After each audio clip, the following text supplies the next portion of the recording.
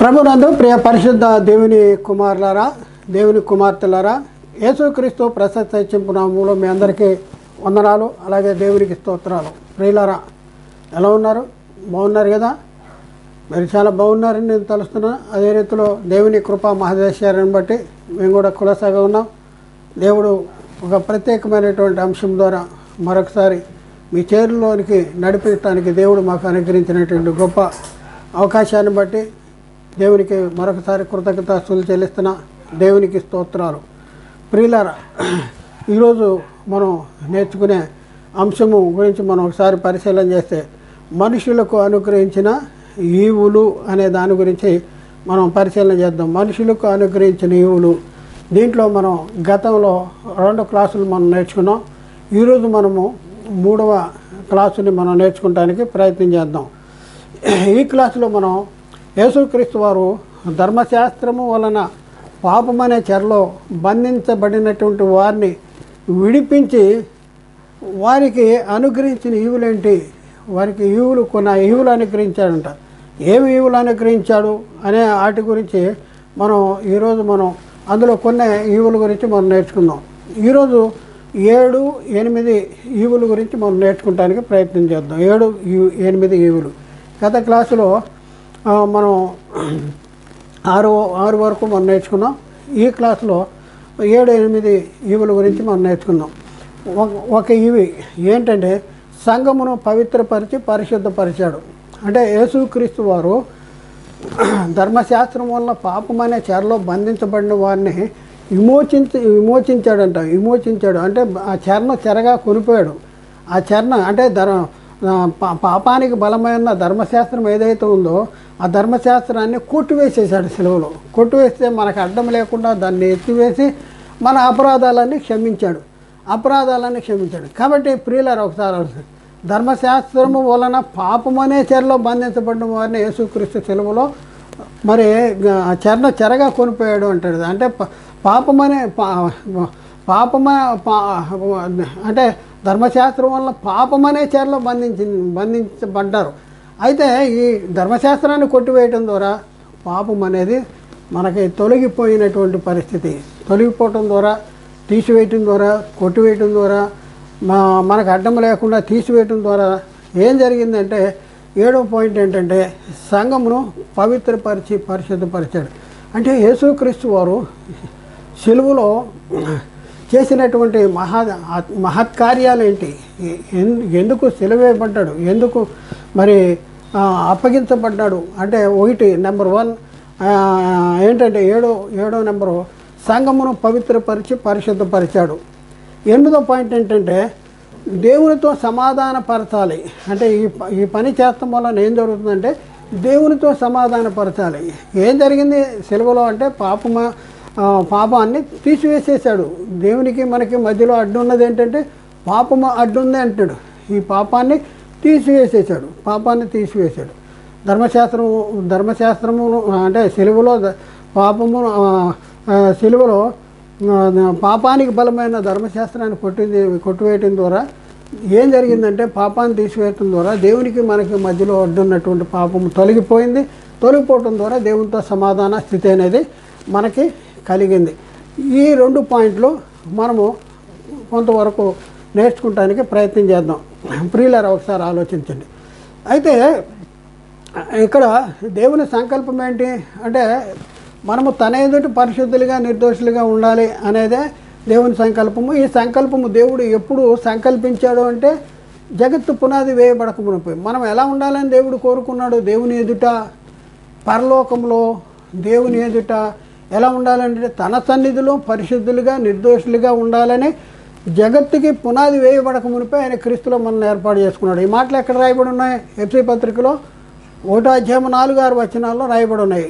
ఎట్లనగా తన ప్రియనేందు తాను ఉచితముగా మనకు అనుగ్రహించిన తన కృపామహిమకు కీర్తి కలిగినట్లు తన చిత్త ప్రకారమైన దయా సంకల్పము చొప్పున యేసుక్రీస్తు ద్వారా తనకు కుమారులుగా స్వీకరించాలని మనలను ముందుగా తన కోసము నిర్ణయించుకున్నాడు. మననే తన కోసము నిర్ణయించుకున్నాడంట. మనం ఎవరి కోసం అంటే తన కోసము నిర్ణయించుకున్నాడంట. ఎప్పుడంటే ముందుగా, ఎంత ముందుగా? అనేది చెప్తున్నాడు. జగత్తుకి పునాది వేయబడక మునిపే, మన క్రీస్తులో ఏర్పాటు చేసుకున్నప్పుడు జగత్తు పునాది వేయబడక మునిపే. 6వ వచనం, మనము తన ఎదుట, దేవుని ఎదుట, దేవుడు ఎక్కడుంటాడు? పరలోకంలో. అంటే మనం దేవుని ఎదుట పరిశుద్ధులము నిర్దోషులుగా ఉండాలనే జగత్తు పునాది వేయబడక మునిపే ఆయన క్రీస్తులో మనల్ని ఏర్పాటు చేసుకున్నాడు అనేసి ఇక్కడ మనం చూస్తూ ఉన్నాం. అంటే ఒకసారి మనం పరిశీలన చేస్తే సంఘమును పవిత్రపరిచి పరిశుద్ధపరిచాడు. అంటే సంఘమును పరిశుద్ధమైనదిగాను నిర్దోషమైనదిగాను మహిమగల సంఘముగాను పవిత్రపరిచి పరిశుద్ధపరచుటకై యేసుక్రీస్తు ఏం చేశాడు? దేవుని సంకల్పాన్ని మన జీవితంలో నెరవేర్చడానికి దేవుడు ఈ లోకానికి పంపించిన యేసుక్రీస్తు మన కోసం ఏం చేశాడు అంటే మా సంఘాన్ని పరిశుద్ధంగా ఉండటం కోసం, సంఘము నిర్దోషమైనదిగా ఉండటం కోసం, మహిమగల సంఘంగా ఉండటం కోసం పవిత్రపరిచి పరిశుద్ధపరచుటకై యేసుక్రీస్తు ఏం చేశాడంటే తన్ను తాను అప్పగించుకున్నాడంట.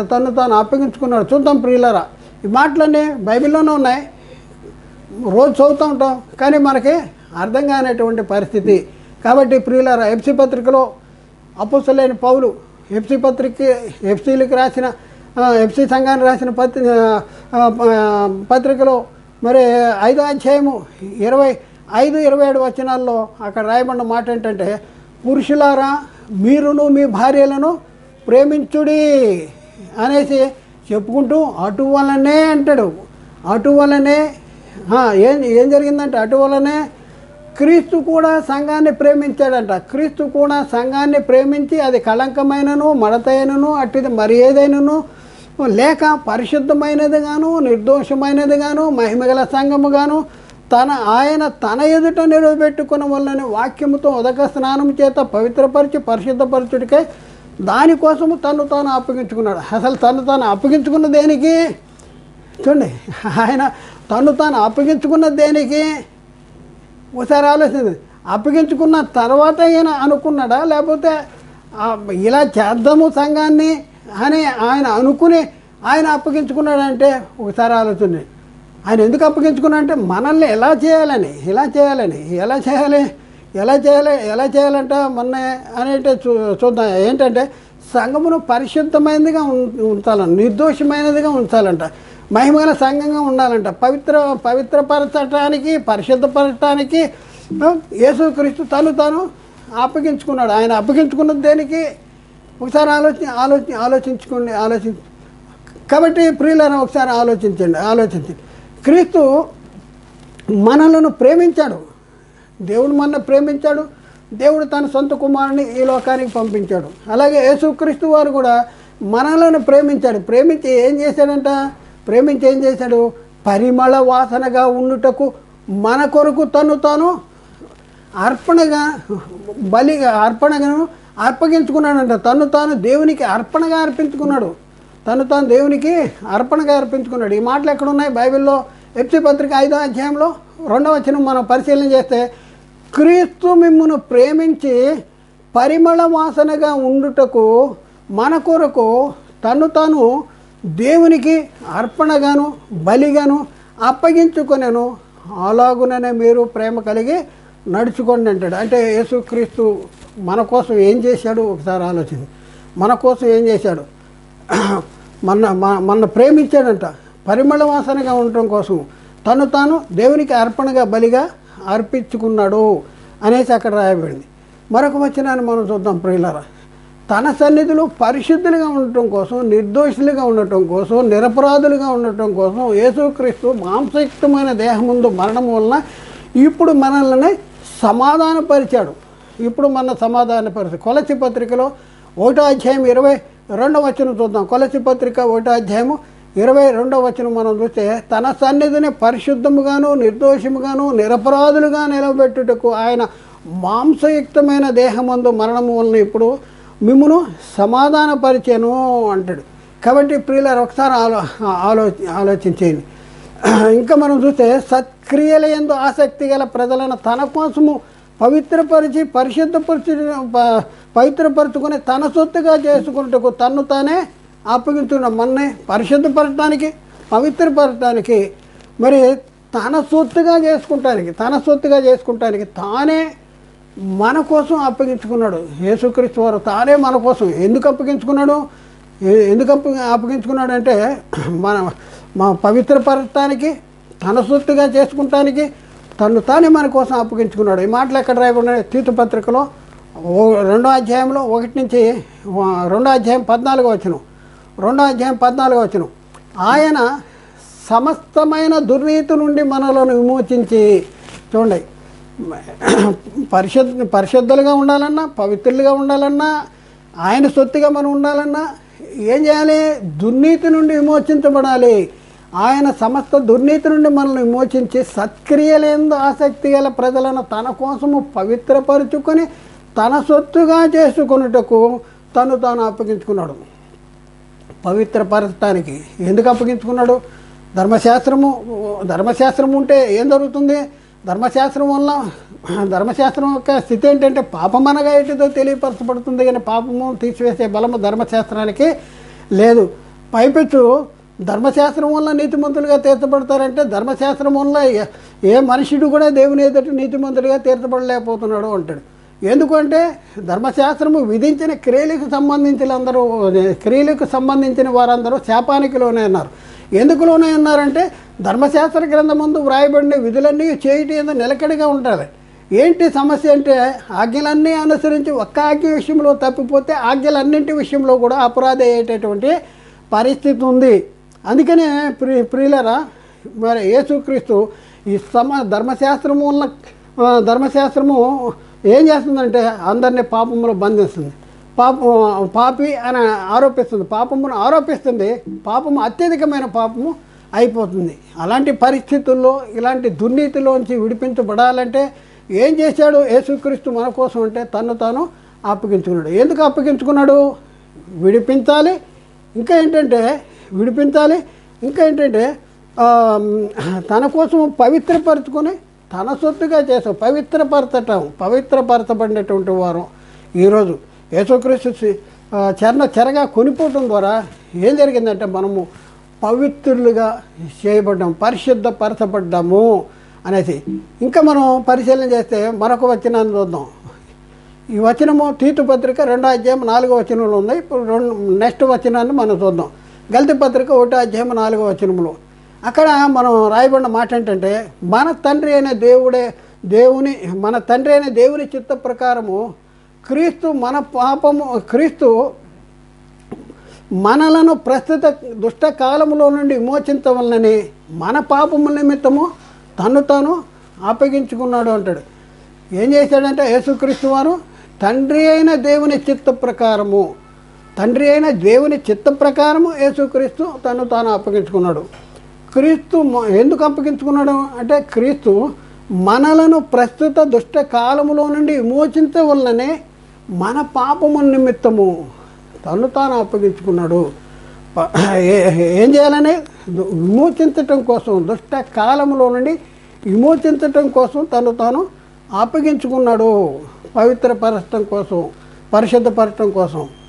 అలాగే హెబ్రీ పత్రిక 9వ అధ్యాయము 14వ వచనంలో అక్కడ చూస్తే హెబ్రీ పత్రిక 9వ అధ్యాయం 14వ వచనం, నిత్యుడు ఆత్మ ద్వారా తాను నిర్దోషినిగా అర్పించుకున్న క్రీస్తు యొక్క రక్తము నిర్జీవ క్రియలను విడిచి జీవము గల దేవుని సేవించుటకు మీ మనస్సాక్షిని ఎంతో శుద్ధి చేయును. మన మనస్సాక్షిని శుద్ధి చేస్తుంది, పవిత్రపరుస్తుంది, పరిశుద్ధపరిచేటటువంటి పరిస్థితి.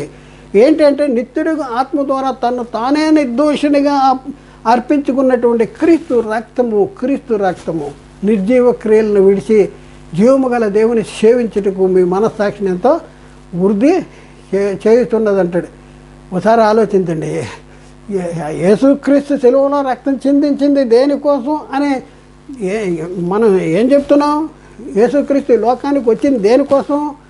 పాపాన్ని తీసివేయటానికి వచ్చాడు, పాపులను వెతికి రక్షిస్తానికి వచ్చాడు, నశించిన దాన్ని వెతికి రక్షిస్తానికి వచ్చాడు, మన పాపము నుండి మనం విమోచించడానికి వచ్చాడు, మన నిర్దోషులుగా తీర్చబట్టడానికి వచ్చాడు, రక్తం చిందించాడు. మరి యేసుక్రీస్తు ద్వారా మనం దేవుడు యేసుక్రీస్తుని పంపించడం ద్వారా క్రీస్తు మన కోసం ఏం చేశాడు? క్రీస్తు ద్వారా మనం పొందుకున్నది ఏంటి, ఇది మనం గుర్తించగలుగుతున్నామా లేదా ఒకసారి ఆలోచించండి. ఎంత అద్భుతమైన సంగతి యేసుక్రీస్తు సిలువలో జరిగించాడు. సిలువ రక్తములో చూడండి, సిలువ రక్తము ఆయన మృతులు పొందుతాను. యేసుక్రీస్తు మన పాపాల నిమిత్తం అప్పగించబడ్డాడు, మనల్ని నీతిమంతుడిగా తీర్చడానికి తిరిగి లేచాడు. అప్పగించబడినప్పుడు ఏం చేశాడు, సిలువలో రక్తం కార్చాడు. కాబట్టి యేసుక్రీస్తు రక్తము ఎలాంటిదంటే నిర్జీవ క్రియలను విడిచి జీవము గల దేవుని సేవించుటకు మన మనస్సాక్షిని ఎంతో ఎక్కువగా శుద్ధి చేస్తాం. మనస్సాక్షిని శుద్ధి చేస్తాం. మనం ఏం చేస్తామంటే శరీర శుద్ధే జరిగిస్తున్నారు, కానీ శరీరానికి శుద్ధి, బట్టలకి శుద్ధి జరిగిస్తున్నారు, కానీ మనస్సాక్షికి శుద్ధి అనేది మనం చేయలేకపోతున్నాం. అది దేంట్లో ఉంది శక్తి అంటే క్రీస్తు రక్తంలో ఉంది. క్రీస్తు రక్తంలో ఏముందంటే నిర్జీవ క్రియలను విడిచి జీవము గల దేవుని సేవించటానికి, జీవము గల దేవుని సేవించాలంటే మన మనస్సాక్షి ఎలా ఉండాలంట, ఎంతో ఎక్కువగా శుద్ధి చేయాలి. మనస్సాక్షి శుద్ధిపరచబడినటువంటి మనస్సాక్షి కలిగినటువంటి వారుగా ఉండాలి. అది దేంట్లో జరుగుతుందంటే క్రీస్తు రక్తంలో జరుగుతుంది. మరొక వచనాన్ని మనం చూద్దాం ప్రియులారా. పేతురు రాసిన మొదటి పత్రిక 2వ అధ్యాయంలో 23వ వచనంలో, 2వ అధ్యాయం 23వ వచనంలో, ఆయన దూషించలేదు, ఆయన శ్రమ పెట్టబడి బెదిరింపక న్యాయముగా తీర్పు తీర్చు దేవునికి తన్ను తానే అప్పగించుకున్నాడు. ఎందుకు అప్పగించుకున్నాడు? మనం పరిశుద్ధులు చేయాలని, మనం నిర్దోషులుగా చేయాలని, మనని పవిత్రపరచాలని ఆయన అప్పగించుకున్నాడు. మరి తీర్పు తీర్చు దేవునికి తను తానే అప్పగించుకున్నాడంట. దూషించబడి బదులు పలకలేదంట, శ్రమ పెట్టబడి బెదిరింపక. చూడండి అలాంటి పరిస్థితి. కాబట్టి ప్రియులారు ఒకసారి అలాది మరి ఇప్పుడున్న పరిస్థితుల్లో మన పరచడానికి యేసుక్రీస్తు ఏం చేశాడు అంటే ఆయన గవిని వెలుపట శ్రమ పొందాడంటే. గవిని వెలుపట హెబ్రీ పత్రికలో 13వ అధ్యాయంలో 2వ వచనంలో మనం పరిశీలన చేస్తే, హెబ్రీ పత్రిక 13వ అధ్యాయం 2వ వచనంలో, కావున యేసు కూడా తన స్వరక్తము చేత ప్రజలను పరిశుద్ధపరచుటకై గవిని వెలుపట శ్రమ పొందెను. ఎందుకు గవిని వెలుపట శ్రమ పొందాడు అంటే పరలోకానికి వెళ్ళే ముందు ఆయన ఆ గవిని వెలుపట ఎందుకు శ్రమ పొందాడంటే తన స్వరక్తము చేత ప్రజలను పరిశుద్ధపరచాలి. వచ్చిందే దానికోసం. అందుకనే శ్రమ పొందాడు. పరలోకానికి వెళ్ళే ముందు గవిని వెలుపట శ్రమ పొందాడు. కాబట్టి ప్రియులారా ఒకసారి ఆలోచించండి. పరిశుద్ధపరచడానికి, పవిత్రపరచడానికి మరి యేసుక్రీస్తు సిలువలో ధర్మశాస్త్రాన్ని కొట్టేశాడు. ధర్మశాస్త్రం వల్ల పాపములో బంధించబడిన వారిని విడిపించాడు. చెరగా కొనిపోయి మనుషులకు ఈవులు అనుగ్రహించాడు. ఏంటి ఆ ఈవి? శరీరానికి సంబంధించిన ఈవులు కాదండి, అవి ఆత్మకు సంబంధించిన ఈవులు. దేవునికి దగ్గరగా ఉండాలంటే మనం ఎలాంటి పరిస్థితుల్లో మనం జీవించాలో అలాంటి జీవితాన్ని మనకి ఇవ్వటానికి యేసుక్రీస్తు వారు ఈ లోకానికి వచ్చి సిలువలో రక్తాన్ని చిందించాడు. కాబట్టి ఇంకా మనం చూద్దాం. ఫిలిప్పీ పత్రిక 2వ అధ్యాయంలో 8వ వచనం చూస్తే, యేసుక్రీస్తు మన పాపముల కోసం సిలువ మరణము పొందినంతగా విధేయత చూపించాడు, తాను అప్పగించుకున్నాడు అనేసి అక్కడ రాయబడింది. ఫిలిప్పీ పత్రిక 2వ అధ్యాయం 8వ వచనం, మరియు ఆయన ఆకారమందు మనుష్యుడిగా కనపడి మరణము పొందినంతగా విధేయత చూపిన వాడే, అనగా సిలువ మరణము పొందినంత విధేయత చూపిన వాడే తాను తగ్గించుకున్నాడు. ఎందుకు తగ్గించుకున్నాడు? మనని పరిశుద్ధపరచాలి, పవిత్రపరచాలి. అందుకనే తగ్గించుకున్నాడు. అందుకనే పౌలు చెప్తా ఉన్నాడు. పౌలు చెప్తా ఉన్నాడు ఏంటంటే, నేనిప్పుడు శరీరం ముందు జీవించుతున్న నన్ను ప్రేమించి నా కొరకు తాను అప్పగించుకున్న క్రీస్తు దేవుని కుమారుని అందరి విశ్వాసం వలన జీవిస్తున్నాను. నేను ఎందుకు జీవిస్తున్నాను అంటే, నన్ను ప్రేమించి నా కోసం తాను అప్పగించుకున్నటువంటి దేవుని కుమారుడైన యేసుక్రీస్తు కోసమే జీవిస్తున్నా. తీర్మానం చేసుకోవాల్సిన అవసరం ఉంది మనం. ఎవరి కోసం? దేవుడు యేసుక్రీస్తుని ఈ లోకానికి పంపించాడు. ఎందుకోసం పంపించాడు? యేసుక్రీస్తు ఎందుకు సెలవువాడు? సంఘాన్ని పవిత్రపరచాలి, పరిశుద్ధపరచాలి. మచ్చ, మడత, డాగు, కళంకము అటుది మరి ఏదైనా లేకుండా పరిశుద్ధమైనదిగా నిర్దోషమైనదిగా దేవుని సన్నిధిలో నిలబెట్టడానికి యేసుక్రీస్తు సెలవులో అప్పగించుకున్నాడు. తన సొత్తుగా చేసుకుంటానికి అప్పగించుకున్నాడు. ప్రియులారా ఒకసారి ఆలోచించారు. పరిశుద్ధమైనదిగా అంటే యేసుక్రీస్తు లో సిలువలో రక్తం చిందించడం ద్వారా, సిలువ మరణం పొందడం ద్వారా, మృతుల పునరుద్ధానం ద్వారా మరి ఏం జరిగిందంటే ధర్మశాస్త్రం కొట్టివేయబడింది. మా పాపం అనే చెరలోంచి మనం విడిపించబడటం ద్వారా మనం ఎన్నో ఆశీర్వాదాలు, ఎన్నో మహిమకు మనం వారసులుగా హక్కుదారులుగా చేయబడేటువంటి పరిస్థితి. కాబట్టి ప్రియులారా పౌలు చేసుకున్న తీర్మానం గలతీ 2:20లో నేను క్రీస్తుతో కూడా సిలువ వేయబడి ఉన్నాను, ఇకను జీవించేవాడు నేను కాదు, క్రీస్తే నా యందు జీవించుతున్నాడు.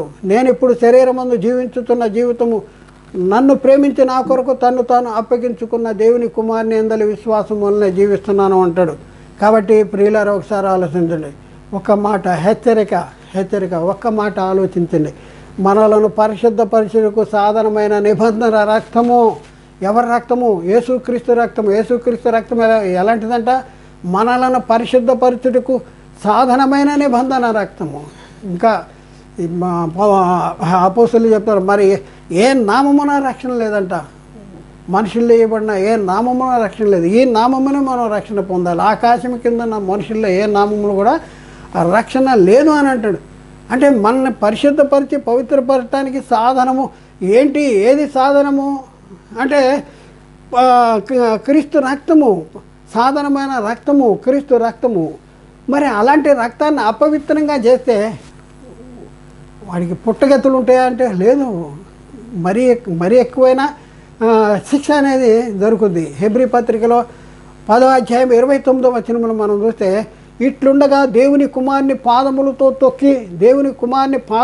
తొక్కి తాను పరిశుద్ధపరచుటకు సాధనమైన నిబంధన రక్తమును అపవిత్రమైన దానిగా ఎంచి కృపకు మూలముగు ఆత్మను తిరస్కరించిన వాడు ఎంత ఎక్కువైన దండనకు పాత్రుడిగా ఎంతబడినో ఒకసారి ఆలోచింది. అంటే సమస్య ఏంటంటే ఈ మాకు కాదని అంటారు. మాకు కాదని అనుకుంటున్నారు వీళ్ళు, ఈ బాధకులు కానీ విశ్వాసాలు కానీ. మాకు కాదని కాదు, అసలు దేవుడు యేసుక్రీస్తు ద్వారా మనకి యేసుక్రీస్తుని ఎందుకు పంపించాడు? యేసుక్రీస్తు వచ్చి మనకి ఏం జరిగించాడు? మనని ధర్మశాస్త్రముల పాపములో బంధించబడిన వారిని విడిపించడానికి ధర్మశాస్త్రము పాపాన్ని ఆరోపించే ధర్మశాస్త్రాన్ని చెరగా తీసుకుపోవటం ద్వారా మనకు అనుగ్రహించిన ఈవులేంటో నువ్వు తెలుసుకోలేకపోతే మనము ఆత్మీయ జీవితం దేవుని చిత్తానుసారంగా మన ఆత్మీయ జీవితం కొనసాగుద్దా? ఒకసారి పరిశీలన చేసుకోవాల్సిన అవసరం ఉంది. వేరే వాళ్ళకి అని అనుకుంటున్నాం. కానీ దేవుని కుమారుని పాదములతో తొక్కేవాళ్ళు ఎవరో అంటే యేసుక్రీస్తు వచ్చాడు, మాకు లోకాన్ని ఇవ్వటానికి వచ్చాడు. యేసుక్రీస్తు వచ్చాడు, మాకు అది ఇవ్వటానికి వచ్చాడు, మాకు ఇది ఇవ్వటానికి వచ్చాడు. అంటే వాళ్ళు ఏం చేస్తున్నారు? క్రీస్తు రక్తము విలువ తెలుసుకోలేక పాదములతో తొక్కేటటువంటి పరిస్థితి. పరిశుద్ధ పరిస్థితికి నిబంధన రక్తమును అపవిత్రమైన దానికి ఎంచేటటువంటి, అసలు యేసుక్రీస్తు తెలుగులో ఎందుకు రక్తం కార్చాడో తెలనటువంటి అమాయకులుగా ఉండే లోకం నాకు ఇవ్వటం కోసమే దేవుడు యేసుక్రీస్తుని పంపించాడు, లోకం నాకు ఇవ్వటం కోసమే యేసుక్రీస్తు తెలుగులో రక్తం చిందించాడు అని అభిప్రాయపడుతున్నటువంటి, దానికోసం ప్రయాసపడుతున్న, దాన్ని కోరుకుంటున్నటువంటి వారు నిబంధన రక్తమును అపవిత్రము చేసేటటువంటి వారు. వారికి ఏం జరుగుతుంది? కృపకు మూలముకు ఆత్మను తిరస్కరించిన వాడు ఎంత ఎక్కువైన ప్రతిదండనకు పాత్రుడిగా ఎంచునని మీకు తెలియనుగాక అనేసి అక్కడ రాయబడింది. యేసుక్రీస్తుని ఏం కోరుకుంటున్నారు? దేనికోసం యేసుని నమ్ముతున్నారు? తల్లకి సాతానుగాడు వచ్చి మొత్తం మార్చేశాడు, జనాల్ని మార్చేశాడు. ఒకసారి ఆలోచించండి. దేనికోసం ప్రయాసపడుతున్నావు? దేనికోసం ఆరాటం? దేనికోసం నీ పోరాటం? దేవునితో సమాధాన స్థితి లేకపోతే, మనం పవిత్రపరచబడకపోతే, దేవునితో సమాధాన స్థితి లేకపోతే మన పరిస్థితి ఎలా ఉంటుందో ఒకసారి మనం పరిశీలన చేసుకుని మరి మా దేవుని చిత్తానుసారంగా మన జీవితాన్ని కొనసాగించడానికి మనం ప్రయత్నం చేద్దాం. దేవుడు మాట్లాడిన ప్రతి మాట ప్రతి ఒక్క హృదయంలో నీరుగట్టి ఫలం చేయనుగాక.